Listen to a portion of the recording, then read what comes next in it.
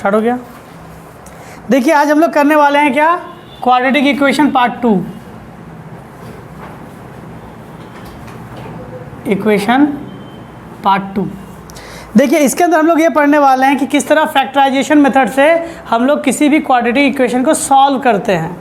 जैसा कि आपको बता दिया गया था कि क्वाड्रेटिक इक्वेशन आपको किस फॉर्मेट में दिखता है, ax² plus bx+ c is equal to 0 where a is not equals to 0। a की वैल्यू 0 नहीं हो सकती। और भी जो बेसिक रूल थे वो बता दिए गया था आपको। अब क्या कहा जा रहा है कि इसे सॉल्व करके आपको x की वैल्यू निकालनी है, या फिर जिसे जीरोज़ कहते हैं या फिर रूट्स ऑफ द x कहा जाता है। ये सारी चीज़ आपको पहले बता दी गई थी, ठीक है।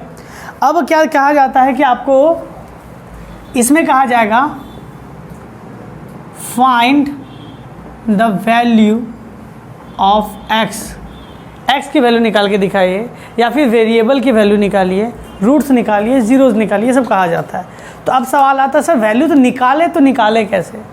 x की वैल्यूज़ निकालने के कई सारे मेथड है, ठीक है, जिसमें पहले मेथड का नाम है फैक्टराइजेशन मेथड। फैक्टराइजेशन मेथड, और इसमें आपके क्लास 9 का फैक्टराइजेशन का कॉन्सेप्ट पूरा काम आएगा, पूरा का पूरा वही है और कुछ नहीं है, ठीक है। जैसे कि एक एग्जांपल से शुरुआत करते हैं। आपको दिया गया है क्या, 8x² plus 15 is equal to 26x। Solve it and find out the value of x, या फिर डायरेक्टली लिख देगा सॉल्व द क्वाड्रेटिक इक्वेशन। जैसा कि आपको कहा गया क्वाड्रेटिक इक्वेशन का हाईएस्ट डिग्री होता है 2, तो इसके अंदर भी वेरिएबल की वैल्यू कितनी आती है, 2। दोनों वैल्यू सेम भी हो सकता है, अलग भी हो सकता है, ठीक है। ऐसी कोई बात नहीं कि अलग ही होना होगा, सेम भी हो सकता है।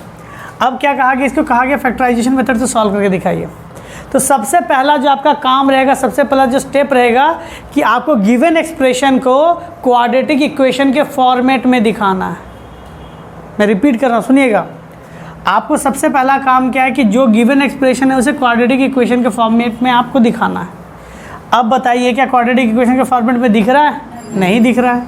तो 8x² प्लस 15 ये उधर जाएगा तो -26x इज इक्वल टू 0। थोड़ा सा अरेंज करना पड़ेगा, 26x plus 15 is equal to 0, हाँ या ना, आ गया। अब इस पे ध्यान दीजिए, हम लोग कौन सा मेथड यूज़ करने वाले हैं, क्लास 9 का फैक्टराइजेशन, ठीक है, मिडिल टर्म फैक्टर जिसे कहा जाता है। तो मिडिल टर्म फैक्टर क्या कहता है कि देखो ये हाईएस्ट पावर, आपको एक पैटर्न याद रखना पड़ेगा कि आपको अरेंजमेंट हमेशा सेम रखनी पड़ेगी। हाईएस्ट पावर उससे कम, सबसे कम, x की पावर 2, x की पावर 1, यहाँ पे x है ही नहीं, यानी x की पावर 0। तो ये क्या हो गया, यहाँ पे हाईएस्ट पावर में 8, यहाँ पे कम में 15। तो कहा गया हाईएस्ट के साथ लोएस्ट के कोफिशिएंट को मल्टीप्लाई किए। कोफिशिएंट क्या, ये भी लास्ट क्लास में बता दिया गया था। तो इसका कोफिशिएंट 8, इसका कोफिशिएंट क्या होता 15, ठीक है। तो मल्टीप्लाई करने पे आया क्या 20, इसका कोफिशिएंट कितना 26। अब कहा जा रहा है क्या 26 को दो टर्म के या तो प्लस या तो माइनस में दिखाओ। दो टर्म ऐसा चुनिए जिन लोगों को प्लस करने पे या फिर माइनस करने पे वैल्यू 26 आए, लेकिन उन्हीं दोनों टर्म को अगर मल्टीप्लाई कर दिया जाए तो क्या आ जाएगा 120। तो क्या लिखा जा सकता है। अब आपको इसके लिए एक ट्रिक बता देते हैं कि जो मल्टीप्लाई की जो वैल्यू आ रही है उसे फैक्टराइज कीजिए। तो जब फैक्टराइज कर देते हैं तो वैल्यू क्या आ रही है, देखिए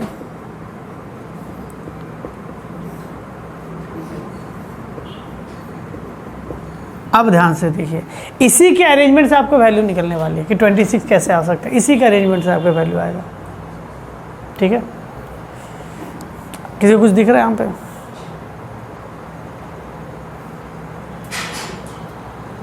बताइए।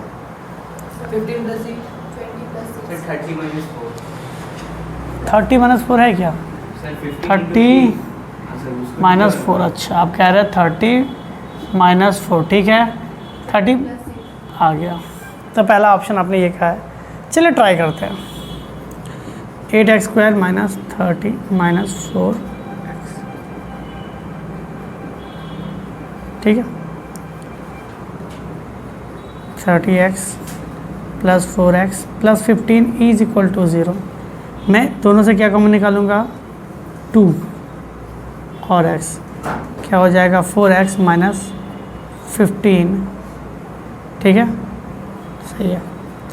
अब दोनों से क्या कॉमन निकलता है, देखिए कुछ भी नहीं निकल रहा तो 1, 4x प्लस 15। अब यहाँ पे जाके हम लोग अटक गए, दोनों से कुछ कॉमन निकल ही नहीं सकता, तो मैं 30 माइनस 4 नहीं ले सकता। आपका थॉट अच्छा था, अरेंजमेंट इसी पे आएगा आपका। तो दूसरा अरेंजमेंट आपने क्या कहा था? 20 प्लस 6। देखिए 2 2 4, 4 3 8, 8 5 ज़्यादा हो जाएगा, 40 आपने हो जाएगा, ज़्यादा हो जाएगा। 2 2 4, 4 5 20 और 6, यही तो आपने कहा ना।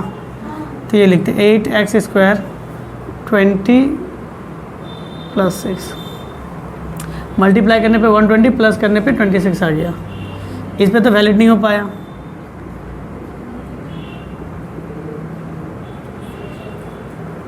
तो क्या 20 plus 6, 8x² minus 20x minus 6x plus 15 is equals to 0। क्या कॉमन निकल रहा है? ध्यान दीजिएगा, 4x 2x minus 5 minus 3 common निकल रहा है।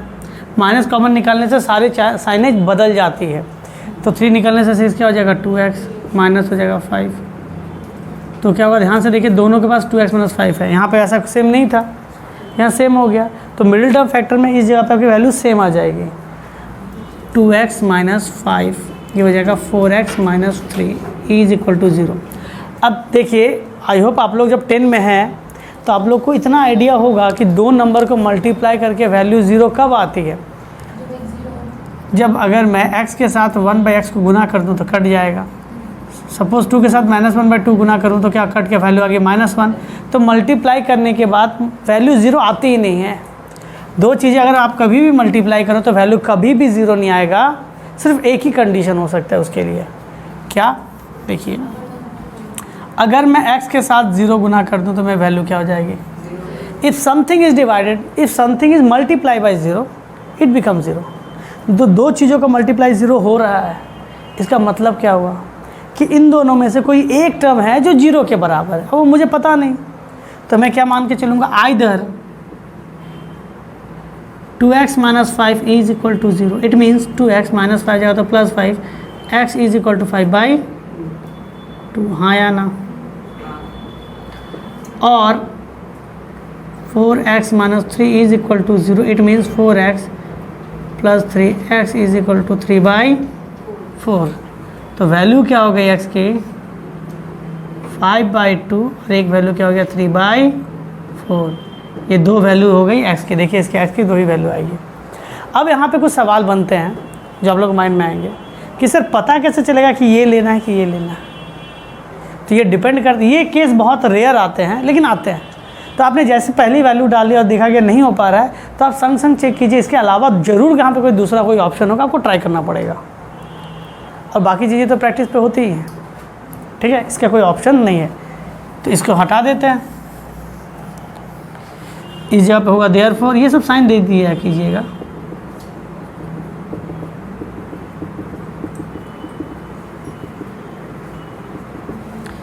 तो हो गया मेरा आंसर, समझा पाए? नोट डाउन कर लीजिए।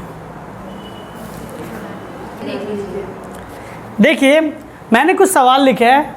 ये आप कह सकते हैं कि वो जो मैंने आपको बताया वो बेसिक सवाल था जो आपने क्लास 9 में पढ़ा है, उसके हिसाब से 9 क्लास में भी स्क्वायर रूट का एक सवाल था शायद मिडिल टर्म के लिए। अगर आपने यहाँ पे ध्यान दिया तो अच्छा, अगर नहीं ध्यान दिया तो यहाँ पे ध्यान दे दीजिए। तो सेकंड केस में क्या होता है, आपके एग्जाम में सवाल पूछ लिया जाएगा। इसको भी मैं मिटा दे रहा हूँ। आपको एग्जाम में मिडिल टर्म ही पूछा जाएगा on the basis of square root. अब स्क्वायर रूट के लिए आपको मैं कुछ चीज़ें बता देता हूँ, सुनिएगा। √x इंटू √x, इसे स्क्वायर रूट कहते हैं। हाँ, इसका मतलब होता है कि इसके अंदर 2 हो तो इसके बाहर कितने निकलेंगे? 1। √x into √x is equal to क्या होता है? x। अब आप लोग को इसमें भी डाउट होगा, सर ये कैसे हो गया? तो कुछ चीज़ें समझिए। √a प्लस √b यही होता है, इसको सॉल्व नहीं कर सकते आप। √a माइनस √b आप सॉल्व नहीं कर सकते, √a माइनस √b होता है। √a प्लस √a 2√a जैसे ऐड करते हैं आप, ठीक है? यानी √a को आप x इमेजिन कीजिए, √b को y इमेजिन कीजिए। x प्लस y कुछ होता है क्या? वो जो था वही हो जाएगा। सेम अगर मैं यहाँ पे लिखता हूँ 5√a प्लस √a, माइनस कर देते हैं -√a, तो ये मत सोचिएगा √a से √a माइनस हो गया, ऐसी बात नहीं है। 5x अगर 1x चला जाता है तो 4x बचता है। तो 5 रूट ए से अगर 1 रूट ए चल जाएगा तो क्या हो जाएगा 4 रूट ए, ये प्लस वाला था, ये लगेगा। और इसके अलावा एक और फॉर्मूला होता है रूट ए इंटू रूट बी अगर हो तो एक रूट के शेड के अंदर ए इंटू बी होता है। इसका एग्जांपल देखिए, मैं बता रहा हूँ, root 3 into root 2 is equal to root 3 into 2, it means root 6। समझा पाए? ये बहुत इंपॉर्टेंट फार्मूला है। और जहाँ तक बात है कि ये फार्मूला आया कैसे, इधर से आया है। अगर मैं root x into root x लिखता हूँ तो मैं लिख सकता हूँ एक शेड के अंदर एक्स इंटू एक्स, और 2x का पता है मुझे, एक एक्स बाहर निकल जाता है तो क्या हुआ एक्स। ये शॉर्टकट ट्रिक है। इसी को कहा जाता है कि रूट एक्स का स्क्वायर किसके बराबर होगा, एक्स। ये बेसिक जानकारी आपको स्क्वायर रूट वाले फैक्टराइजेशन को सॉल्व करने के लिए आपको चाहिए होगी। ठीक है, अगर मैं इसका पहला सवाल उतारूं तो क्या हो जाएगा, 3x square minus 2 root 6x plus 2 is equal to 0। अब बताइए ये क्या आपका क्वाड्रेटिक इक्वेशन के फॉर्मेट में सजा हुआ है। पहला स्टेप देखना है, ax square plus bx plus c is equal to 0। कैसे कंपेयर किया जाता है, सारी चीज़ आपको बता दी गई है। अब मुझे क्या देखना है कि हाईएस्ट पावर और लोएस्ट पावर में मल्टीप्लाई कितना है कोफिशिएंट का।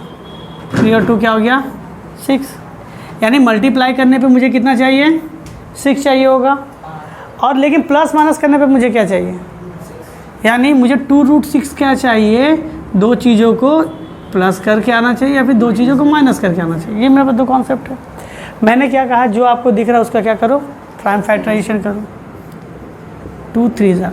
एक चीज़ माइंड में हमेशा रखिएगा, आपको रूट में क्या चाहिए, रूट 6 चाहिए।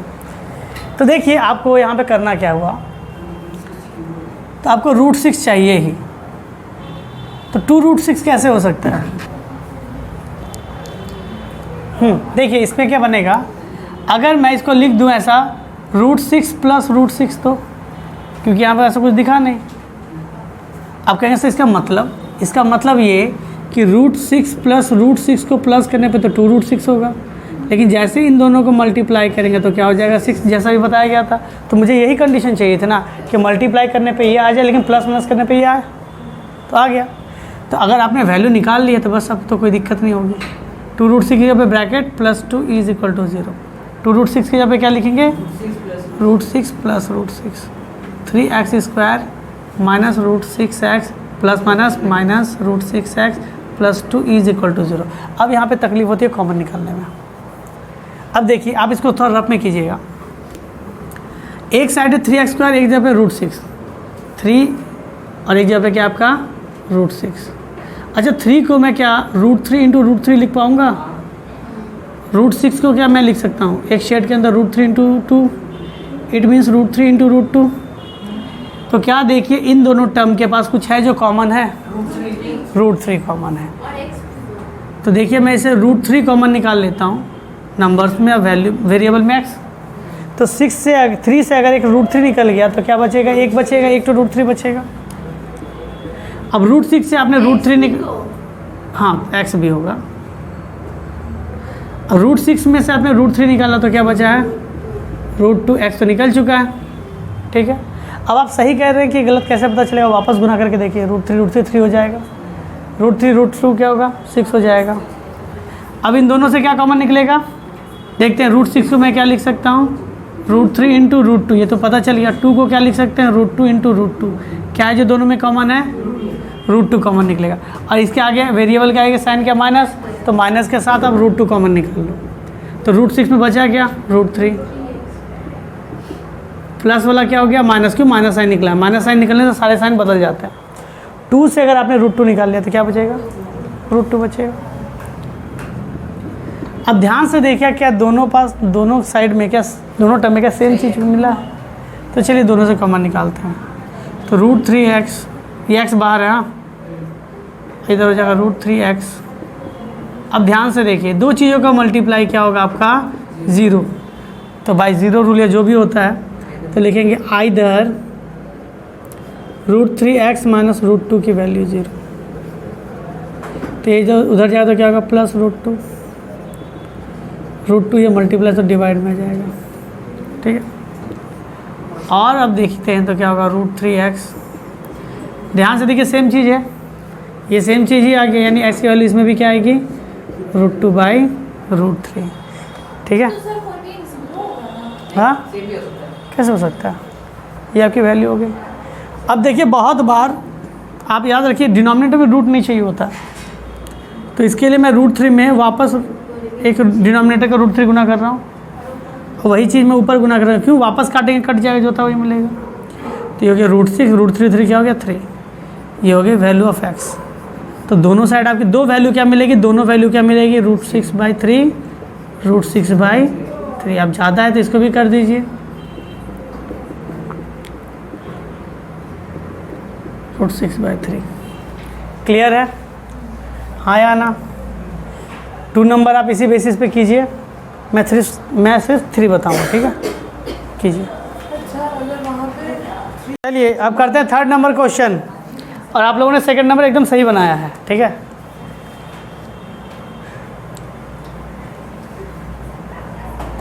अच्छा यहाँ पे x² होगा, लिखा नहीं गया था। अब देखिए ये क्या क्वाड्रेटिक इक्वेशन के फॉर्मेट में है, यस सर। अब देखिए इसमें मैं मल्टीप्लाई करता हूँ कोफिशिएंट, तो क्या होगा,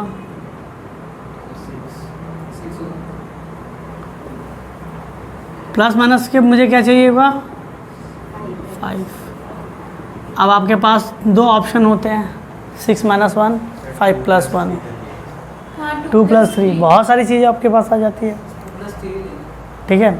तो आपके पास देखिए मैं बता रहा हूँ, आप अगर 2 3 लेके कर सकते हैं, 5 1 पे ले सकते हैं, 6 1। लेकिन आपको ये भी, आपको इतना क्वेश्चन करने के बाद आपको आइडिया हो गया होगा कि सबके 2 वैल्यू तो मिल ही रहे हैं आपको। 5 + 1 6, 5 + 1 नहीं, ये वाला नहीं होगा, ये नहीं हो सकता है। आपका 6 - 1 हो सकता है, 2 + 3 हो सकता है। अब आपको इतना करने पे आइडिया होगा कि दोनों में से एक सही होगा और एक गलत होगा। हाँ, क्योंकि मुझे पता है ना कि क्वाड्रेटिक इक्वेशन में x की पावर 2 है, तो वैल्यू भी सिर्फ 2 आएगा, या तो ये 2 आएगा या तो ये 2 आएगा, कोई एक वैल्यू को लेगा।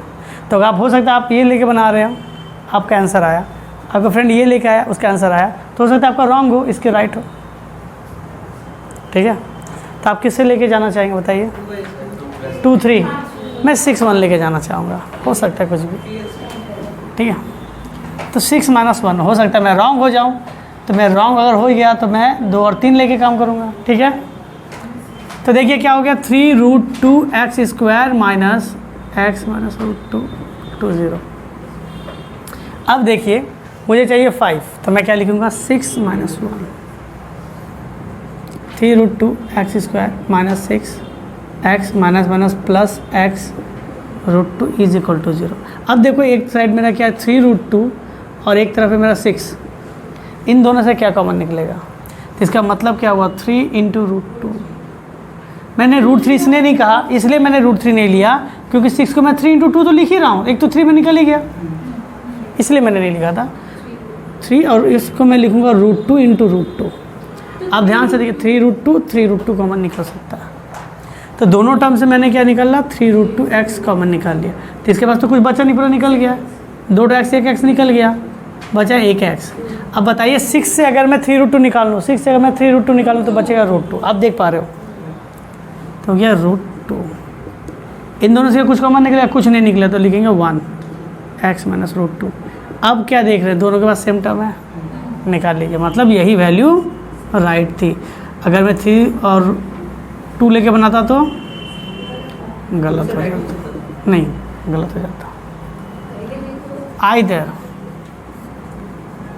x - √2 = 0, यानी x की वैल्यू √2 और 3√2x + 1 = 0, 3√2x - 1/3√2। इट मीन्स मैं अगर इसे और ज़्यादा सिंपल करना चाहूँ तो क्या लिखूँगा 3√2, तो मुझे सिर्फ √2 गुना करना नीचे और √2 ऊपर भी, -√2/3 × 2 -√2/6।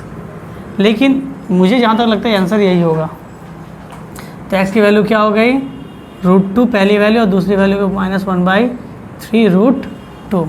इतना लंबा और इतना नहीं दिख रहा था, अच्छा इसीलिए ये आपका रिक्वायर्ड आंसर आप इसे नोट डाउन कर लीजिए। सर आपको देखिए, और ये 2 टाइप का सवाल इसके अंदर मिलता है, ठीक है। अब जैसा कि मैंने पहले कहा है, ये पहला क्वेश्चन मैं लेता हूँ, ये दूसरा मैं ले रहा हूँ। पहले क्वेश्चन में मैं सेकंड को इधर लिख दूँ ना, 2x + 9 13 - x।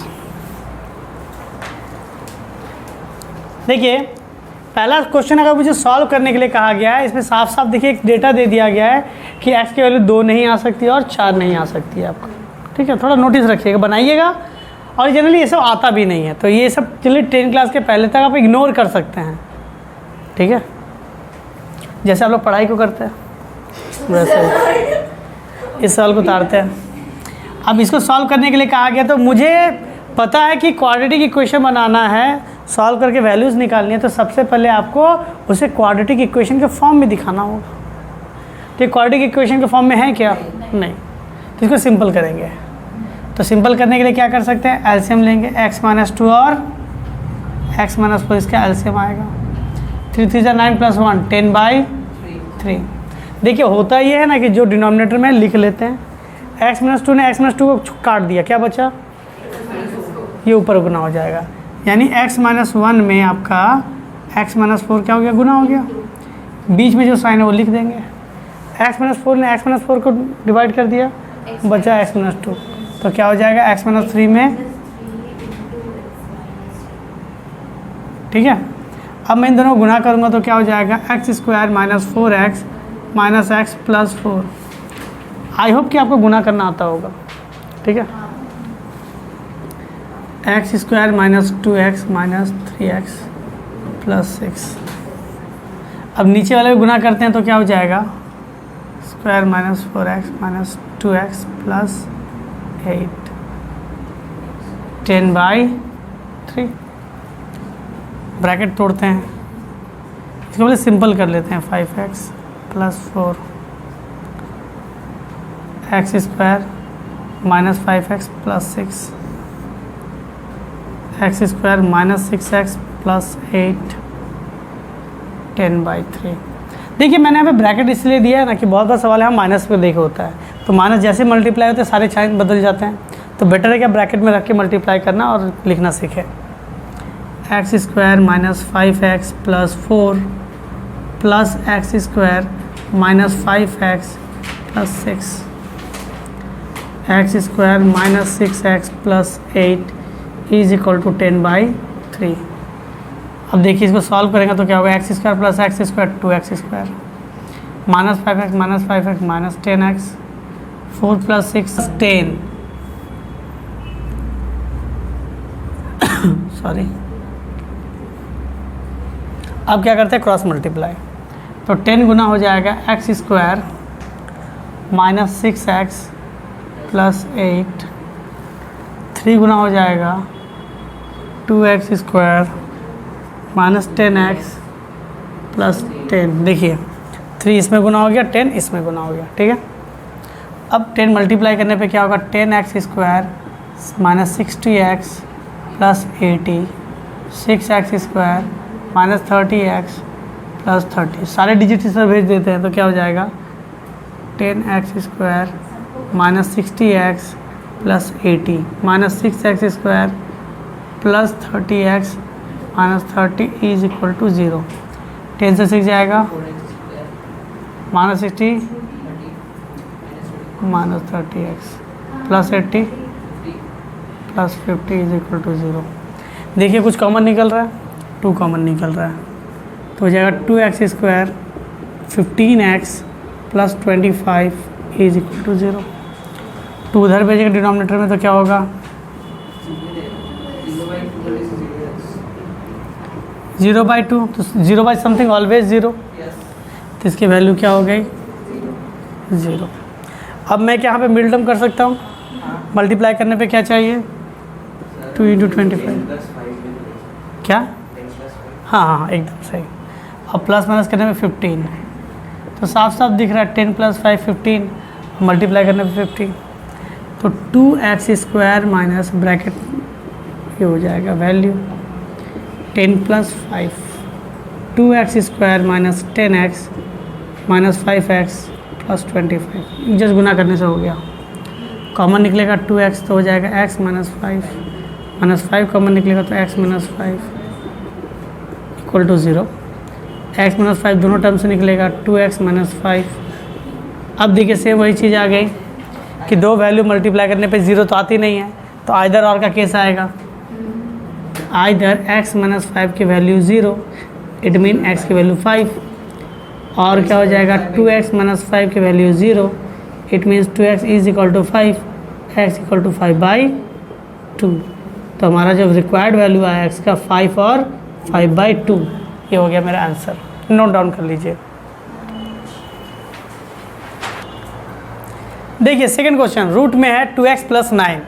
तो अब क्या किया जाए, इस तरह के सवाल में आप देख सकते हैं कि इसके अंदर कोई स्क्वायर है नहीं, होल स्क्वायर है नहीं, तो बाहर निकल तो सकता नहीं। तो इसके लिए सबको सबसे पहला स्टेप क्या करना पड़ेगा, squaring both side. Squaring both side it mean जो इधर है और जो इधर है दोनों का स्क्वायर कर दो। इससे वैल्यू में कोई किसी तरह का चेंजेस नहीं होता है, ठीक है। आप अगर कह सकते हैं ना कि 5 इधर 3 प्लस, इस मान लीजिए 5 है, इधर 3 + 2 है, एक ही बात है, इक्वल था। तो मैं अगर 5 का स्क्वायर कर दूँ, यहाँ पे मैं 3 + 2 का स्क्वायर कर दूँ, तो बात एक ही होता है। इक्वल्स टू तब भी था तो अभी भी इक्वल्स ही होगा। तो जैसे ही आपने स्क्वायर किया तो क्या होगा, आपको ये फार्मूला दिख गया होगा। x आता था ना, यानी अंदर वाला टर्म, तो रूट गायब हो गया इसका। तो जैसे रूट गायब हो गया तो क्या लिख सकते हैं 2x + 9 a माइनस बी का होल स्क्वायर।